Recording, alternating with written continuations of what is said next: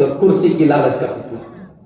انسان کی زندگی کا اگر مقصد بن جائے کہ مجھے عہدے اور کرسی اور عمارت دے دیے جائیں، یہ کوئی زندگی نہیں ہے میرے بھائی۔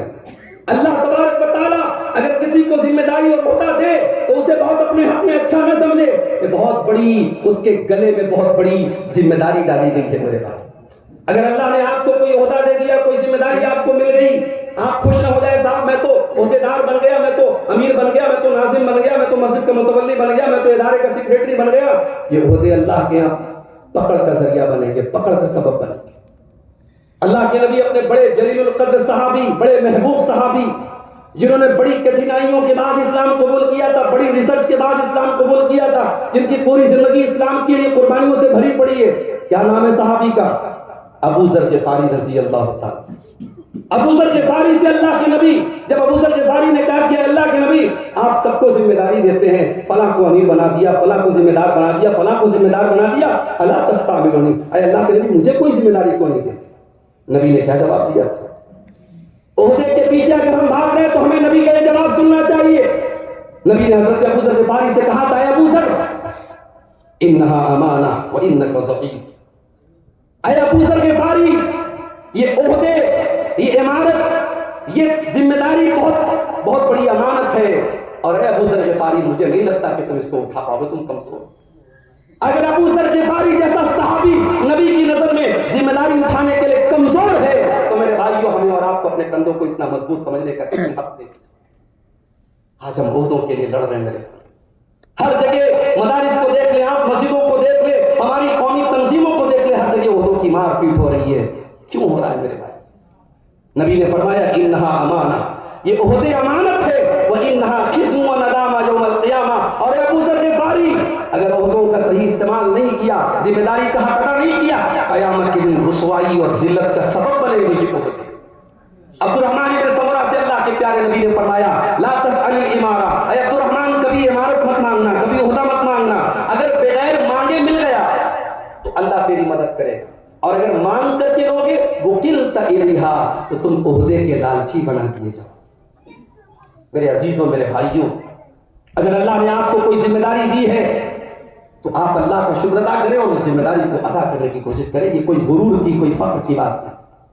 اللہ کے پیارے نبی کی ایک حدیث آپ کو سنانے جا رہا ہوں۔ ہر عہدے دار، ہر وہ شخص جس کے کندھوں پر کوئی ذمہ داری ہے، اس حدیث کو سن کر کے اپنا ہر انسان محاسبہ کرے۔ آپ نے فرمایا ما من عبد یسترقیہ اللہ رعیۃ، جس بندے کو اللہ تبارک و تعالیٰ کوئی ذمہ داری دے ثم یموت یوم یموت وہو غاش لرعیتہ، اور وہ اس حال میں مر جائے کہ اپنی ذمہ داری کا حق ادا نہیں کر رہا ہے، الا حرم اللہ علیہ جنہ، اس کے لیے جنت حرام ہو جائے گی۔ بہت بڑی بات ہے، جنت حرام ہو جائے گی۔ یہ الفاظ نبی کے اس شخص کے لیے جو اپنے عہدے اور ذمہ داری کا حق ادا نہ کرے۔ اللہ تبارک و تعالیٰ ہمیں سے جو لوگ صاحب عہدہ ہیں اور جو بھی کسی چیز کے ذمہ دار ہیں، اللہ ان کے اپنے عہدے اور اپنے منصب کا حق ادا کرنے کو توفیق عطا فرمائے۔ یہ بہت بڑا فتنہ ہے میرے بھائی۔ اب تقریر کے آخری پوائنٹ بیان کر کے میں بات ختم کرتا ہوں۔ عہدوں، یہ فتنوں کے اس دور میں ہم کیا کریں، ہماری رسپانسبلٹی کیا ہے، ہماری ذمہ داری کا، ہمارا کرتویہ کیا ہے؟ تو یاد رکھو میرے بھائی، فتنوں کے اس دور میں پہلا کام تو ہمیں یہ کرنا ہے، ہمیں دین پر قائم رہنا ہے۔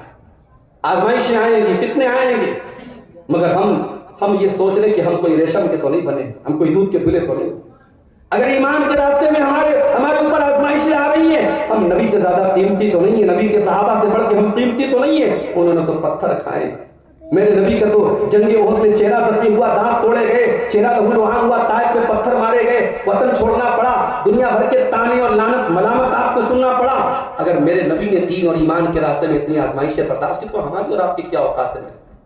دین پہ قائم رہے، اور یاد رکھو جب آپ دین پر چلیں گے اور دین کے تقاضوں پر عمل کریں گے تو لوگ آپ کو طعنے بھی ماریں گے، لوگ آپ کے راستے میں مشکلات بھی کھڑی کریں گے، برداشت کر لینا، سن لینا۔ اللہ کے پیارے نبی کی اس حدیث کو ہمیشہ اپنے سامنے رکھنا۔ بدا الاسلام غریبا وسیعود کما بدا غریبا، اسلام جب شروع ہوا تھا تو اجنبی تھا، اور اسلام آگے چل کر کے پھر اجنبی ہو جائے گا، اسلام پر عمل کرنے والے اجنبی ہو جائیں گے۔ فطوبى للغرباء، تو اے میری امت کے وہ لوگوں جو دنیا میں اجنبی بنا دیے جاؤ، نوجوان داڑھی رکھ لے، لڑکی نقاب میں نکلے، شریعت کے تقاضوں پر انسان عمل کرے، دنیا میں طعنے سننے پڑتے ہیں، باتیں سننی پڑتی ہیں، نبی بشارت دے رہے ہیں، نبی خوشخبری دے رہے ہیں، فطوبى للغرباء، تم اجنبی بن جانا، تم لوگوں کے تانے سن لینا، اللہ کے پیارے نبی تمہیں جنت کی خوشخبری دے۔ فتنوں کے اس دور میں ایک اور کام ہمیں کرنا ہے، اور وہ یہ ہے کہ ہمیں اپنے علماء سے جوڑنا ہے۔ فتنے کیا ہیں اور کیسے یہ علماء بتائیں گے۔ آپ عوام کی جذباتیت پر اور عوام کی سوچ پہ چھوڑ دیں گے تو ایک عورت نے کپڑا پہنا، کپڑے پہ عربی کے چند الفاظ لکھے تھے، لوگوں نے سمجھا قرآن کی آیت لکھی ہے، لوگ مارنے کے لیے دوڑ پڑے، جان سے مارنے کے لیے۔ یہ تو علماء نے بتایا کہ یہ صاحب قرآن نہیں لکھا ہے۔ تو یہ آپ دین کو عوام کے ہاتھوں کا کھلونا نہیں بنا سکتے، آپ کو علماء سے جوڑنا پڑے۔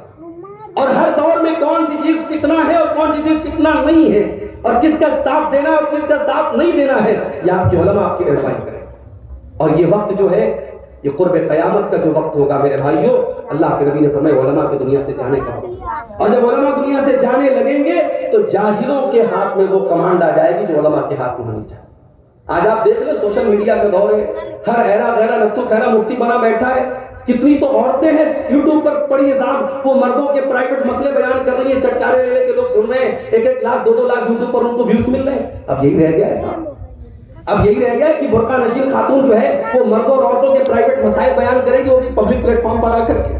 یہ شرم کی بات ہے، چند پیسوں کے لیے انسان اپنے دین کا سودا کر رہا ہے۔ اور نبی کی وہ حدیث میں یاد آتی ہے، نبی نے فتنوں کے اس دور کے بارے میں فرمایا تھا، یبیع دینہ بعرض من الدنیا، دین اتنا سستا اور حقیر ہو جائے گا کہ دنیا کے چند ٹکوں کے بدلے لوگ اپنے دین کا سودا کریں۔ علماء سے جڑیے میرے بھائی۔ اور تیسرا کام، فتنوں کے اس دور میں میرے بھائیوں اپنی اور اپنے پریوار کی فکر پہلے کیجیے۔ اللہ کے نبی نے فرمایا تذرون امر عامتکم وتاخذون امر خاصتکم، جب فتنوں کا دور آئے تو اپنے اور اپنے پریوار کے والوں کی پہلے چنتا کرنا، پہلے عام لوگوں کی فکر مت کرنا۔ آج یہاں آدمی ہندوستان میں بیٹھ کر کے سعودی عرب کی چنتا کر رہا ہے، صاحب وہاں ریاض میں یہ ہو رہا ہے، جدہ میں یہ ہو رہا ہے۔ ابے تیرے شہر میں کیا ہو رہا ہے، تیرے گھر میں کیا ہو رہا ہے، اپنے گلی کے مسائل کی خبر نہیں اور تو سعودی عرب کے مسائل پر بیٹھ کر کے ڈسکشن کر رہا ہے۔ یہ انسان کی نالائقی ہے میرے بھائی۔ انسان کو ہمیشہ پہلے اپنے اور اپنے پریوار کی فکر کرنی چاہیے، خاص طور سے فتنوں کے دور میں اللہ کے نبی نے فرمایا تذرون امر عامتکم، اپنے عام لوگوں کے بجائے اپنے خاص لوگوں کے، اپنے عزیز و اقربا، اپنے بال بچوں۔ اور میرے بھائیوں ہم جانتے ہیں کہ ہم سب اپنے پریوار سے بہت محبت کرتے ہیں، ہم اپنے بچوں سے بہت پیار کرتے ہیں۔ بچوں کو ذرا سی خروچ لگ جائے، بچوں کو چوٹ لگ جائے، ماں باپ کا دل بے چین ہو جاتا ہے۔